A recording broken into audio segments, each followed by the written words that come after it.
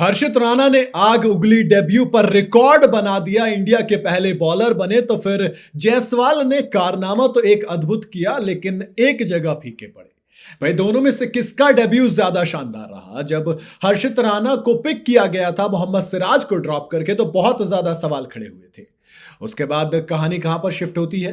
कहानी शिफ्ट होती है फिल सॉल्ट वाले उस ओवर पर, जहां पर फिल सॉल्ट ने असॉल्ट कर दिया था किसका?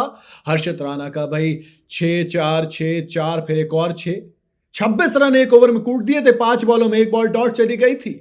और तब ट्रेंड हो गया कि देखो, इस हर्षित राणा को खिलाया था मोहम्मद सिराज को ड्रॉप करके।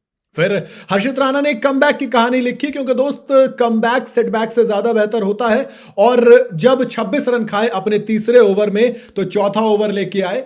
उसके बाद डबल विकेट निकाला 2 रन देके सिर्फ 2 विकेट चटकाए, एक मेडन भी फेंका और ओवरऑल 3 विकेट अपने डेब्यू पर चटकाया हर्षित राणा ने, जिसके साथ ही वो पहले इंडियन बॉलर बन गए जिसने तीनों फॉर्मेट में डेब्यू पर 3 विकेट चटकाए हो।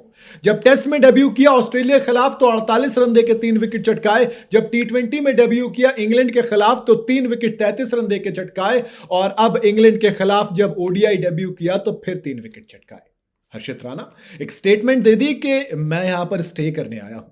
जब डेब्यू हो रहा था तब लोगों ने कहा कि ये KKR कोटा चलेगा। अब यहां पर होता है ना, जब विराट कोहली कैप्टन थे तो RCB के प्लेयर खेलते थे, जब रोहित शर्मा कैप्टन बने MI नजर आई, CSK का MS धोनी के टेन्योर में बड़ी आसानी से खेलने का मौका मिल जाता था। और अब जब हेड कोच गौतम गंभीर है तो कहा गया कि KKR कोटे से आए हैं निकलकर।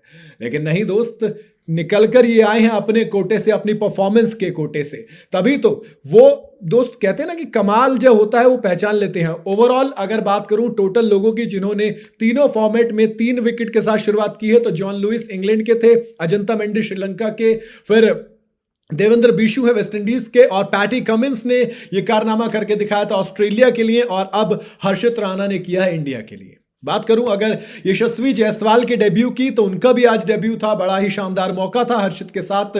यशस्वी जायसवाल ने डेब्यू किया, लेकिन एक दिक्कत यह हो गई कि दोस्त जायसवाल का बल्ला नहीं चला, लेकिन बिना बल्ले के बेन डकेट का एक ऐसा कैच पकड़ा कि कमेंटेटर ने भी कह दिया कि भाई ये विकेट जाएगा खाते में कहीं और, लेकिन एक्चुअल में लिखा जाना चाहिए किसके खाते में? दोस्त हर्षित राणा के नहीं, बल्कि यशस्वी जायसवाल के खाते में लिखा जाना चाहिए था। क्योंकि बेइंतहा शानदार आप भाग रहे थे, किसी को कोई आइडिया नहीं था, सबको लगा कि तो नो मैंस लैंड में गिरेगी बॉल, लेकिन फुल स्ट्रेच डाइव करके दोनों हाथों से कैच लपकते और कहते हैं कि दोस्त कोई बात नहीं, अभी मौका जहां भी दोगे 100% लपकेंगे।